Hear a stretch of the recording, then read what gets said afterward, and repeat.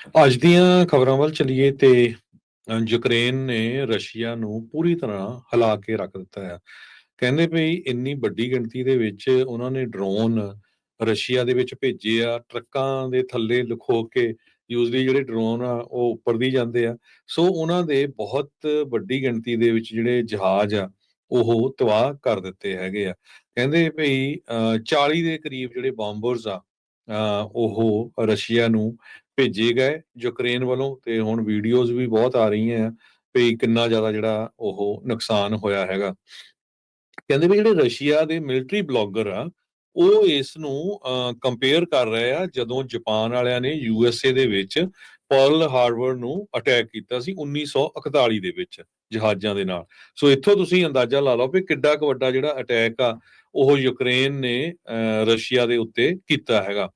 ਸੋ ਦੂਸਰੇ ਪਾਸੇ ਜਿਹੜੀ ਸ਼ਾਂਤੀ ਦੀ ਗੱਲਬਾਤ ਵੀ ਦੋਨਾਂ ਦੇ ਵਿੱਚ ਹੁਣ ਫੇਰ ਚੱਲ ਰਹੀ ਹੈਗੀ ਆ।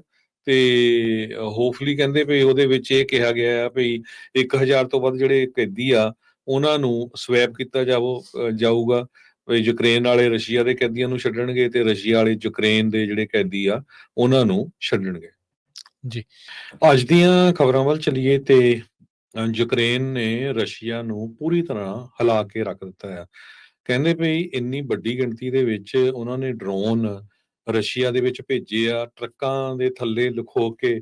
ਯੂਜ਼ਲੀ ਜਿਹੜੇ ਡਰੋਨ ਆ ਉਹ ਉੱਪਰ ਦੀ ਜਾਂਦੇ ਆ, ਸੋ ਉਹਨਾਂ ਦੇ ਬਹੁਤ ਵੱਡੀ ਗਿਣਤੀ ਦੇ ਵਿੱਚ ਜਿਹੜੇ ਜਹਾਜ਼ ਆ ਉਹ ਤਬਾਹ ਕਰ ਦਿੱਤੇ ਹੈਗੇ ਆ।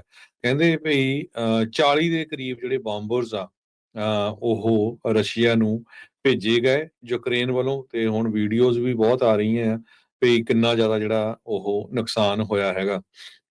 ਕਹਿੰਦੇ ਵੀ ਜਿਹੜੇ ਰਸ਼ੀਆ ਦੇ ਮਿਲਟਰੀ ਬਲੌਗਰ ਆ ਉਹ ਇਸ ਨੂੰ ਕੰਪੇਅਰ ਕਰ ਰਹੇ ਆ ਜਦੋਂ ਜਾਪਾਨ ਵਾਲਿਆਂ ਨੇ ਯੂਐਸਏ ਦੇ ਵਿੱਚ ਪਰਲ ਹਾਰਬਰ ਨੂੰ ਅਟੈਕ ਕੀਤਾ ਸੀ 1941 ਦੇ ਵਿੱਚ ਜਹਾਜ਼ਾਂ ਦੇ ਨਾਲ। ਸੋ ਇੱਥੋਂ ਤੁਸੀਂ ਅੰਦਾਜ਼ਾ ਲਾ ਲਓ ਵੀ ਕਿੱਡਾ ਕੁ ਵੱਡਾ ਜਿਹੜਾ ਅਟੈਕ ਆ ਉਹ ਯੂਕਰੇਨ ਨੇ ਰਸ਼ੀਆ ਦੇ ਉੱਤੇ ਕੀਤਾ ਹੈਗਾ। ਸੋ ਦੂਸਰੇ ਪਾਸੇ ਜਿਹੜੀ ਸ਼ਾਂਤੀ ਦੀ ਗੱਲਬਾਤ ਵੀ ਦੋਨਾਂ ਦੇ ਵਿੱਚ ਹੁਣ ਫੇਰ ਚੱਲ ਰਹੀ ਹੈਗੀ ਆ। ਤੇ ਹੋਪਫੁਲੀ ਕਹਿੰਦੇ ਵੀ ਉਹਦੇ ਵਿੱਚ ਇਹ ਕਿਹਾ ਗਿਆ ਆ ਵੀ 1000 ਤੋਂ ਵੱਧ ਜਿਹੜੇ ਕੈਦੀ ਆ ਉਹਨਾਂ ਨੂੰ ਸਵੈਪ ਕੀਤਾ ਜਾਊਗਾ। ਵੀ ਯੂਕਰੇਨ ਵਾਲੇ ਰਸ਼ੀਆ ਦੇ ਕੈਦੀਆਂ ਨੂੰ ਛੱਡਣਗੇ ਤੇ ਰਸ਼ੀਆ ਵਾਲੇ ਯੂਕਰੇਨ ਦੇ ਜਿਹੜੇ ਕੈਦੀ ਆ ਉਹਨਾਂ ਨੂੰ ਛੱਡਣਗੇ। ਜੀ। ਅੱਜ ਦੀਆਂ ਖਬਰਾਂ ਵੱਲ ਚੱਲੀਏ ਤੇ ਯੂਕਰੇਨ ਨੇ ਰਸ਼ੀਆ ਨੂੰ ਪੂਰੀ ਤਰ੍ਹਾਂ ਹਿਲਾ ਕੇ ਰੱਖ ਦਿੱਤਾ ਹੈ। ਕਹਿੰਦੇ ਵੀ ਇੰਨੀ ਵੱਡੀ ਗਿਣਤੀ ਦੇ ਵਿੱਚ ਉਹਨਾਂ ਨੇ ਡਰੋਨ ਰਸ਼ੀਆ ਦੇ ਵਿੱਚ ਭੇਜੇ ਆ, ਟਰੱਕਾਂ ਦੇ ਥੱਲੇ ਲੁਕੋ ਕੇ।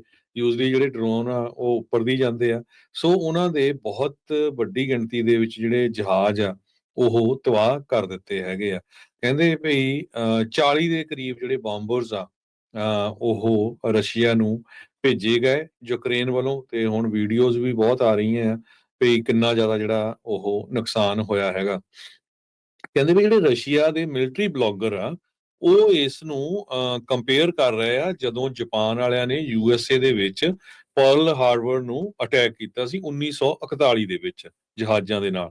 ਸੋ ਇੱਥੋਂ ਤੁਸੀਂ ਅੰਦਾਜ਼ਾ ਲਾ ਲਓ ਵੀ ਕਿੱਡਾ ਕੁ ਵੱਡਾ ਜਿਹੜਾ ਅਟੈਕ ਆ ਉਹ ਯੂਕਰੇਨ ਨੇ ਰਸ਼ੀਆ ਦੇ ਉੱਤੇ ਕੀਤਾ ਹੈਗਾ। ਸੋ ਦੂਸਰੇ ਪਾਸੇ ਜਿਹੜੀ ਸ਼ਾਂਤੀ ਦੀ ਗੱਲਬਾਤ ਵੀ ਦੋਨਾਂ ਦੇ ਵਿੱਚ ਹੁਣ ਫੇਰ ਚੱਲ ਰਹੀ ਹੈਗੀ ਆ। ਤੇ ਹੋਪਫੁਲੀ ਕਹਿੰਦੇ ਵੀ ਉਹਦੇ ਵਿੱਚ ਇਹ ਕਿਹਾ ਗਿਆ ਆ ਵੀ 1000 ਤੋਂ ਵੱਧ ਜਿਹੜੇ ਕੈਦੀ ਆ ਉਹਨਾਂ ਨੂੰ ਸਵੈਪ ਕੀਤਾ ਜਾਊਗਾ। ਵੀ ਯੂਕਰੇਨ ਵਾਲੇ ਰਸ਼ੀਆ ਦੇ ਕੈਦੀਆਂ ਨੂੰ ਛੱਡਣਗੇ ਤੇ ਰਸ਼ੀਆ ਵਾਲੇ ਯੂਕਰੇਨ ਦੇ ਜਿਹੜੇ ਕੈਦੀ ਆ ਉਹਨਾਂ ਨੂੰ ਛੱਡਣਗੇ। ਜੀ।